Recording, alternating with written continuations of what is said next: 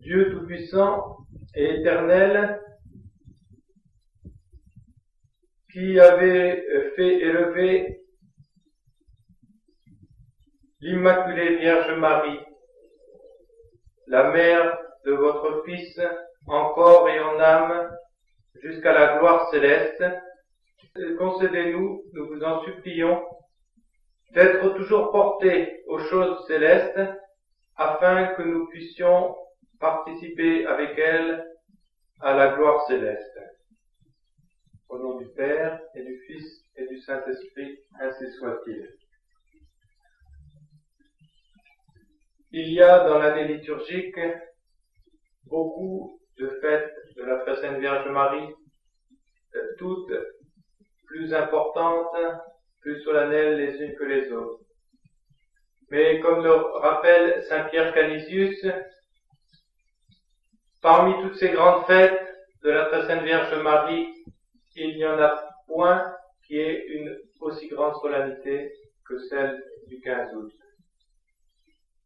Ce qui est tout à fait compréhensible, car bien que pour la Très Sainte Vierge Marie, la grâce la plus élevée soit celle de la maternité divine, de laquelle découlent toutes les autres grâces pour elle, néanmoins, quant à son cœur immaculé, c'est bien en ce jour de son entrée au ciel que lui était réservé d'une façon définitive et éternelle, comme le comble de toutes les joies qu'elle avait pu avoir auparavant.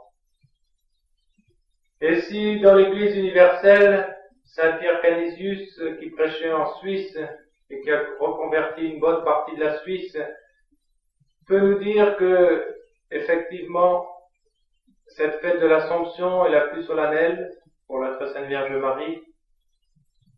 C'est encore bien plus vrai pour un pays comme la Hongrie, où le roi Saint-Étienne, justement, avait consacré en ce jour son royaume à la Très Sainte Vierge Marie. Et c'est encore très vrai et bien plus vrai aussi pour notre doux pays de France, puisque on a dit Regnum Galliae, Regnum Mariae, le royaume de France, c'est par excellence le royaume de Marie. Et en ce 15 août également, le roi Louis XIII a voulu faire une consécration toute spéciale de notre pays à la Très Sainte Vierge Marie. Et il a demandé également que chaque année, au jour du 15 août, après les vêpres, dans toutes les églises cathédrales et si possible dans toutes les églises du royaume, soit renouvelé l'acte de consécration et le vœu de reconnaissance de notre pays à la Très Sainte Vierge Marie. Et on peut dire que cet acte de consécration qui fait de Marie la patronne principale de notre pays et qui fait du 15 août la fête patronale de la France, donc la plus importante fête de l'année sur le plan national, eh bien, on peut dire que la Très Sainte Vierge Marie a pris cette consécration très au sérieux. Malgré tant d'infidélité après la Révolution, tant de massacres, tant d'impiété surtout, de sacrilèges abominables,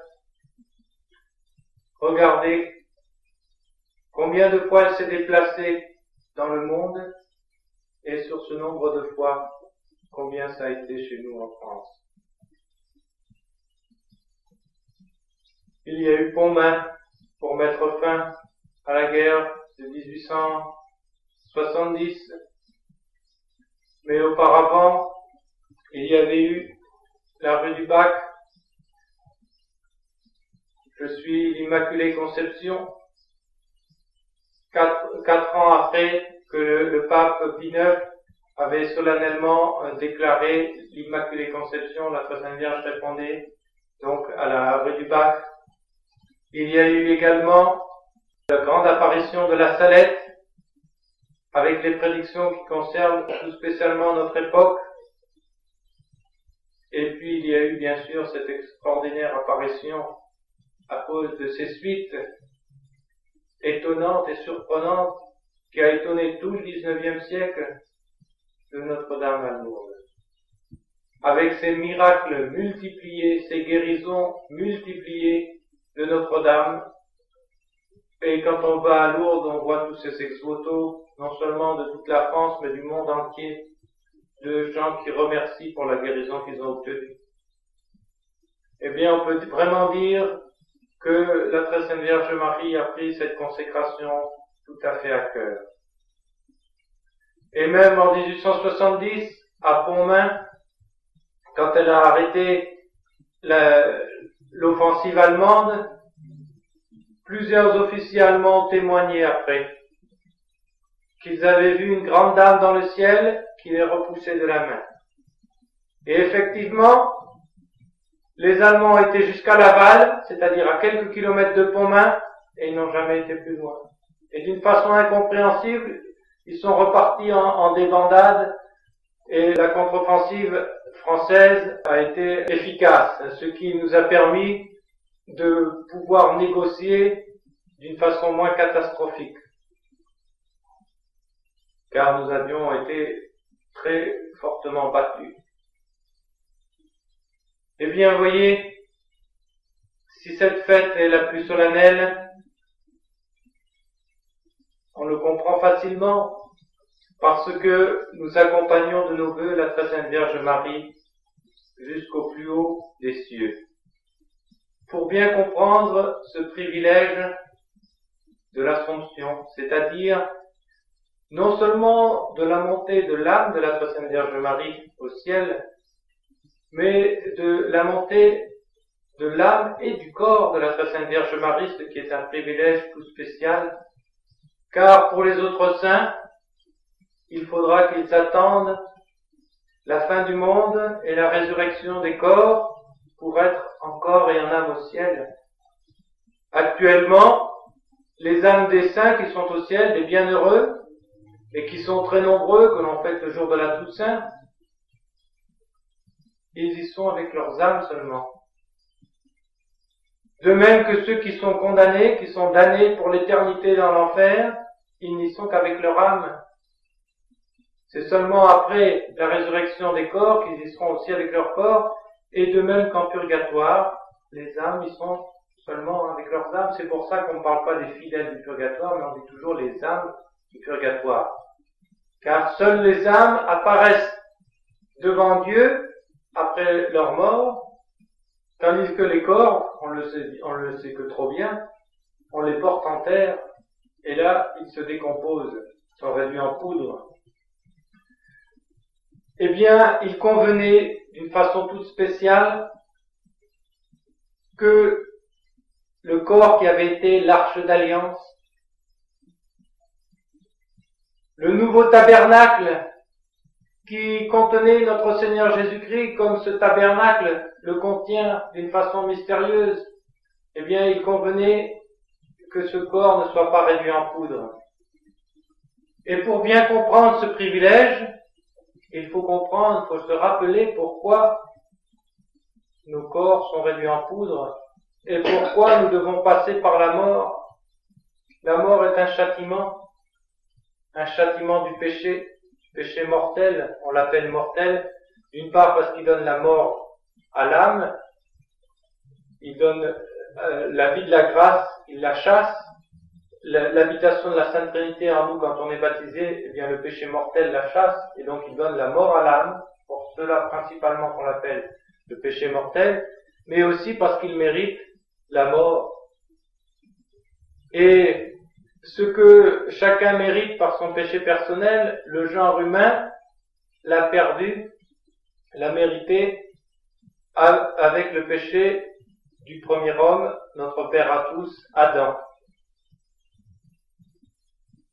Quand on regarde les autres choses de la nature, dans la création, on voit que tout ce qui est créé est caduc. Ça dure plus ou moins longtemps, et puis ça se détériore, ça s'use, ça se décompose, ça se transforme complètement en autre chose après s'être décomposé. Il y a un renouvellement de la nature, mais ça n'empêche que les éléments qui la constituent sont toujours différents. Et à ce titre-là, la mort est quelque chose de naturel, puisque nous avons une nature qui est corporelle.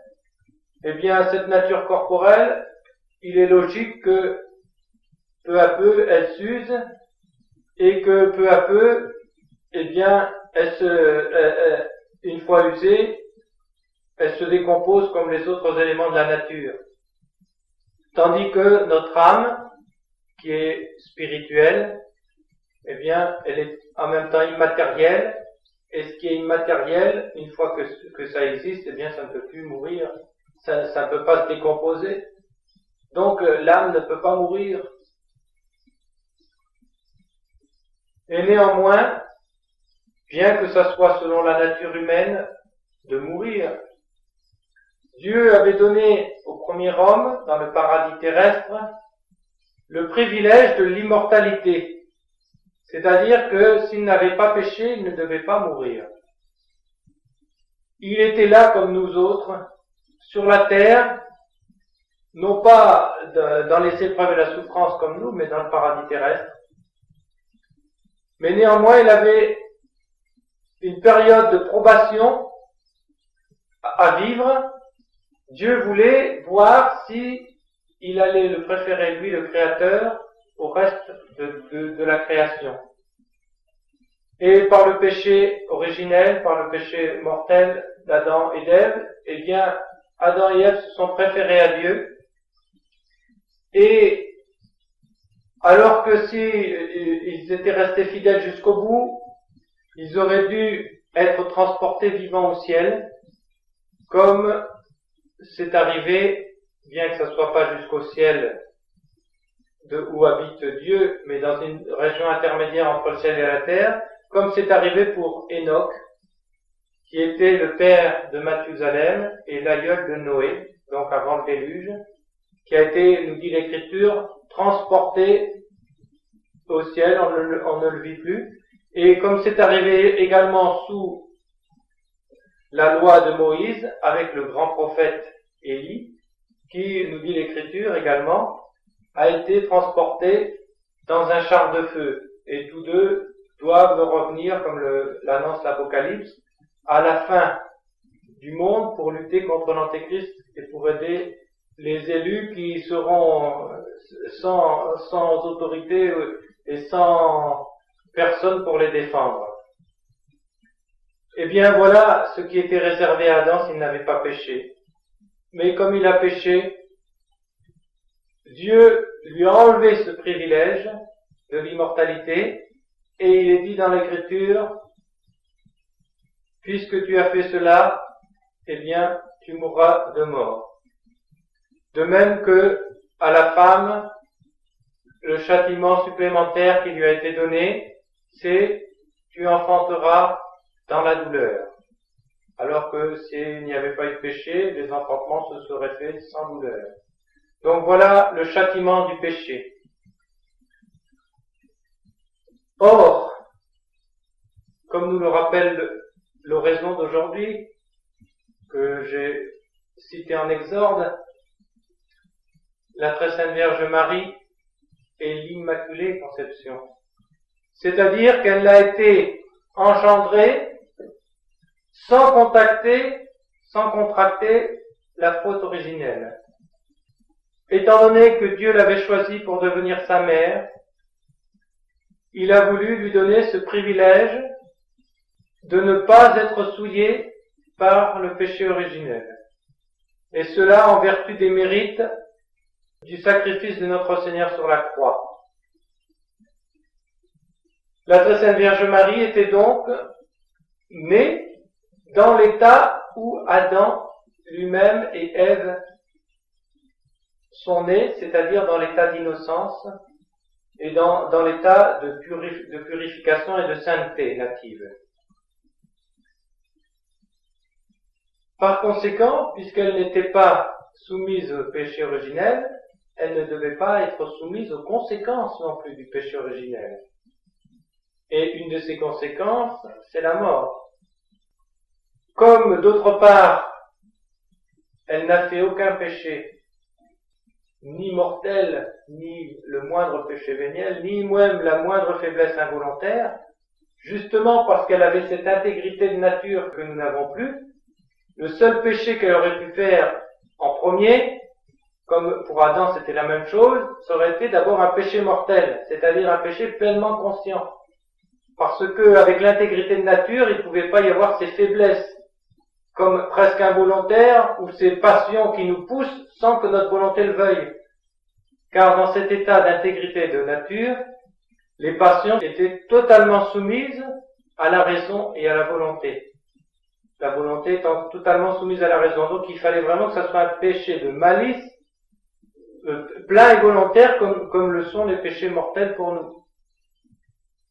Et comme la Très Sainte Vierge Marie était confirmée en grâce et qu'elle n'a jamais fait de péché mortel, de là on doit déduire qu'elle n'a jamais fait non plus aucun péché véniel, ni la moindre faiblesse involontaire. Donc elle a mené une vie qui est d'une perfection qui nous dépasse complètement. Alors à partir de là, certains auteurs modernes ont pensé que, puisqu'elle n'était pas soumise au péché originel et à ses conséquences, eh bien, il était normal qu'elle ne meure pas. Et ils ont pensé donc que la Très Sainte Vierge Marie avait été comme dans un état de léthargie spéciale, ou de dormition, et qu'elle avait été élevée dans cet état. C'est une opinion assez récente. Des livres à ce sujet ont été édités sous le pape Pie XII, qui donc est celui qui a proclamé solennellement le dogme de l'Assomption, et donc c'est une opinion autorisée. Néanmoins, l'opinion commune, la sentence commune de la tradition, comme nous le rappellent les leçons d'ailleurs du bréviaire d'aujourd'hui avec Saint Jean Damascène, nous disent que la Très Sainte Vierge Marie n'était effectivement pas soumise de soi aux conséquences du péché originel, de même que notre Seigneur n'y était pas soumis. Mais de même que notre Seigneur a voulu ressentir, en quelque sorte, les faiblesses de la nature humaine, non pas dans ce qu'il y a de pécamineux, mais dans ce qu'il y a de souffrance. Par exemple, ressentir la faim, ressentir la fatigue, ressentir la souffrance, que dans l'état d'intégrité de nature, eh bien, Adam ou la Très Sainte Vierge Marie ou notre Seigneur, normalement ne devaient pas ressentir. Eh bien, de même que notre Seigneur a voulu assumer ses faiblesses dans le sens des souffrances physiques et de pouvoir mourir également de façon à aller jusqu'au sacrifice complet, eh bien, la Très Sainte Vierge Marie, par imitation de son divin Fils et également pour être plus proche de nous et pour nous donner davantage l'exemple et pour mériter peut-être aussi davantage, a voulu elle aussi assumer librement ces infirmités de notre nature et a voulu également mourir. Cependant, comme elle était l'arche qui avait porté le Sauveur, Dieu n'a pas voulu que son corps se corrompe. Et s'il est vrai que des saints qui ont mené une vie particulièrement pure, comme ceux qui se sont donnés entièrement au Seigneur et qui ont voué leur virginité à Dieu, eh bien Dieu permet souvent que leur corps reste intact. Regardez, allez à Nevers, c'est pas bien loin, la petite Bernadette, son corps est intact.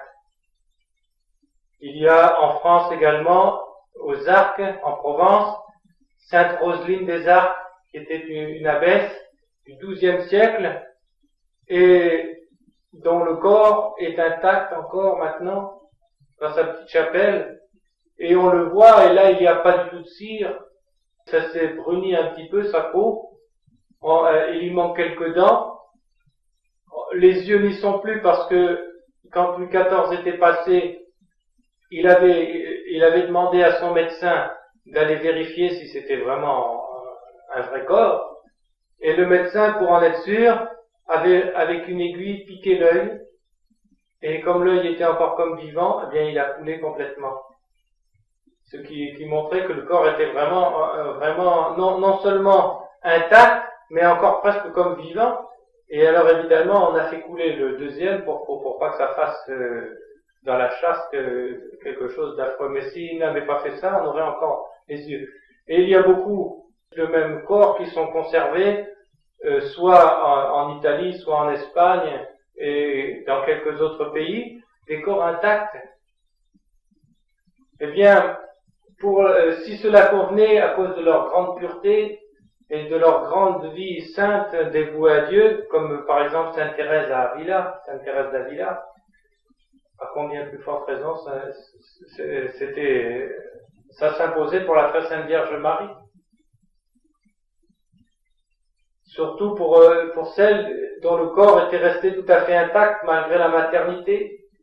Eh bien, la tradition nous le rapporte, et depuis le 1950, c'est même un dogme solennel de foi, mais déjà toute l'Église l'a cru, puisque déjà, je vous dis, Saint Jean Damascène, qui est déjà des premiers siècles, l'explique déjà très bien.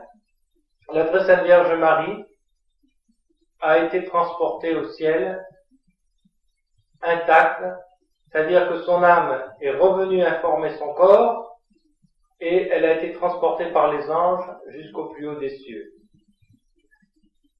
Comment on l'a su? Eh bien, parce que les apôtres étaient réunis autour d'elle au moment de son agonie, au moment où elle allait mourir. Puis, ils lui ont rendu les derniers honneurs et ils l'ont mise dans un caveau. La tradition nous dit que ce caveau, il est en dessous du jardin de Gethsémani, parce que il y avait là une grotte, une cavité creusée, et c'est qui appartenait à la famille de David, et de la famille royale de David à laquelle appartenait la très sainte Vierge Marie. Et donc à Jérusalem, on montre encore le caveau de la très sainte Vierge Marie. Et là, ils ont pendant 3 jours entendu les louanges des anges qui chantaient en même temps qu'eux. Et quand l'un d'entre eux est arrivé après, il a voulu voir une dernière fois le corps de la très sainte Vierge Marie. Et ils ont ouvert, ils n'ont plus rien vu. Ils ont senti une odeur de rose et de lys. Et ils ont compris que Dieu, comme eux, ils avaient vu l'ascension de notre Seigneur, ils ont compris que notre Seigneur avait voulu donner à sa mère ce privilège que lui-même avait eu, d'être élevé aux cieux. Pour mieux le comprendre, cette élévation aux cieux, eh bien, il faut essayer de nous mettre à la place de ceux qui ont accompagné en esprit la très sainte Vierge Marie. Et pour mieux nous mettre à leur place, il faut essayer de nous imaginer au moment où, si nous sommes morts fidèles, c'est-à-dire en état de grâce, après avoir réparé ce que nous avions à réparer au purgatoire, eh bien, la très sainte Vierge Marie et Saint Michel venant nous chercher pour inviter notre âme, puisque les âmes qui montent au ciel ne montent encore sans leur corps, pour inviter notre âme à rentrer, nous aussi, dans la béatitude céleste. Dans cette béatitude céleste où tout ce que nous pouvons admirer de beau ici-bas, tout ce que nous pouvons désirer de bien et de bon, est transcendé d'une façon extraordinaire, c'est-à-dire que c'est sublimé. Tout ce que nous pouvons ressentir et désirer, eh bien, c'est accordé au ciel, aux élus, d'une façon qui est tellement élevée que Saint Paul, qui a eu le privilège de se transporter en esprit vivant pendant qu'il était encore sur la terre, dans les cieux, eh bien, il dit, ce que j'ai vu, ce que j'ai entendu, je ne peux pas le répéter parce que ce sont des choses qui dépassent l'expression de toute expression humaine. Et il reprend les paroles donc d'Isaïe. Ce que Dieu prépare pour ses élus, l'œil de l'homme ne l'a pas vu, l'oreille de l'homme ne l'a pas entendu, et même l'esprit et le cœur de l'homme ne peuvent pas le concevoir tellement c'est élevé. Voilà la joie et la béatitude à laquelle nous sommes également appelés à la suite de la très sainte Vierge Marie. Et pour terminer, eh bien, il nous faut penser à ce que dit un des saints-pères, que si nous voulons aller aux cieux à la suite de notre Seigneur et de Notre-Dame, il faut nous corriger de tout ce qui n'est pas admis aux cieux. Or, l'orgueil n'est pas admis aux cieux. La colère n'est pas admise aux cieux. L'impureté n'est pas admise aux cieux. La gourmandise n'est pas admise aux cieux. La paresse et l'envie ne sont pas admises aux cieux. La haine et la méchanceté ne sont pas admises aux cieux. Et heureusement, parce que s'ils étaient admises, eh bien les cieux ne seraient plus les cieux. Le ciel ne serait plus le ciel. Alors il faut nous corriger de tous ces vices et de tous ces défauts qui sont en nous, parce que si nous ne nous en corrigeons pas, eh bien nous ne pourrons pas être admis aux cieux. Et il faut travailler à nous en corriger dès ici-bas, parce que si, tout en nous étant purifiés, en demandant pardon à Dieu, en se confessant si on le peut, ou au moins par la contrition parfaite si on ne peut se confesser, en ayant demandé pardon à Dieu de nos fautes, et il nous reste encore à nous purifier de tous ces mauvais penchants qui ne sont pas admis aux cieux. Et si nous ne le faisons pas ici-bas, il faudra le faire au purgatoire. Eh bien, terminons sur cette pensée du purgatoire, puisque d'après de nombreuses révélations privées, soit d'âmes du purgatoire, soit de saints, il est dit que la très sainte Vierge Marie, en ce jour qui était le jour de sa naissance au ciel, dies natalis, son anniversaire en quelque sorte, car le principal anniversaire, c'est le jour où on rentre dans la vraie vie du ciel, eh bien Dieu lui accorde de pouvoir descendre au purgatoire et de pouvoir en délivrer un très grand nombre d'âmes, de façon à lui augmenter sa couronne. Et c'est un véritable cortège qui, tous les 15 août du purgatoire, remonte pour entourer la très sainte Vierge Marie, pour qu'ils aient le privilège eux aussi d'avoir le même jour d'anniversaire, d'entrer au ciel que la très sainte Vierge Marie. Eh bien, pensons à ces pauvres âmes, et si nous avons des défunts à qui nous pensons à demander à la très sainte Vierge Marie d'abréger leur jour et de venir les chercher. Et en attendant, comme nous le demande l'oraison d'aujourd'hui, habituons-nous, efforçons-nous, prenons tous les moyens pour nous dégager des fausses joies de la terre et pour nous porter déjà en esprit vers le ciel, comme nous dit l'oraison. Obtenons de la très sainte Vierge Marie la grâce d'être portés vers les choses célestes, de façon à nous dégager des attaches de la terre et du péché, et de façon surtout à pouvoir un jour avoir le bonheur d'être introduits nous aussi à la suite de la très sainte Vierge Marie et de son divin Fils dans la patrie céleste, où nous demanderons à Notre-Dame de nous réunir tous pour l'éternité. Au nom du Père et du Fils et du Saint-Esprit, ainsi soit-il.